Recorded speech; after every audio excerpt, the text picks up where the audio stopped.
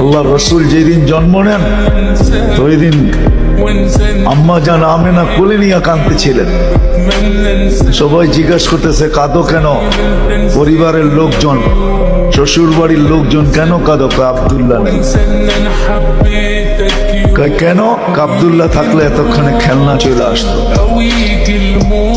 আল্লাহ যেন কানে কানে বলতেছিলেন আমেনা কাঁদিস না, আব্দুল্লাহ খেলনা আনবে। আর কোথেকে আনবে? মক্কার বাজার থেকে। পাথরের আনবে, কাঠের আনবে, প্লাস্টিকের আনবে, মাটির আনবে। সূর্য ডুবতে দে, চাঁদকে খেলনা বানায় পাঠায় দিবে। আর ঘটছেও তাই।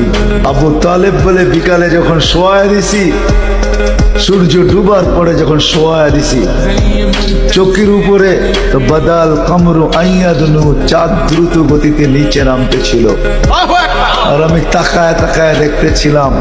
যখন একবারে নিকটে চলে আসছে তো চিৎকার দিয়া ফেলছি, ভাবতেছিলাম তোমার উপরে পড়া না যায়, কিন্তু তোমার মাথার কাছে এসে থেমে গেছে। তুমি হাত পাও নাড়াচাড়া করতেছিল আর চাঁদ উপরে ডান্স করতেছিল। তো বলছে চাচা জানেন চাঁদ কি বলতেছিল? তা তো জানি না। বলে আন্নাল কামারা ইউগান্নিনি ওয়া ইউহাক্কিনি ওয়া ইয়ামনাউনি মিনাল বুকা। চাঁদ আমাকে ছন্দ শুনাইতেছিল, কান্না থেকে বিরত রাখতেছিল। আমি যেন না কাঁদি, কাঁদলে আম্মার কষ্ট হবে। আল্লাহ চাঁদকে আমার সাথে খেলার জন্য খেলনা বানায় পাঠায়।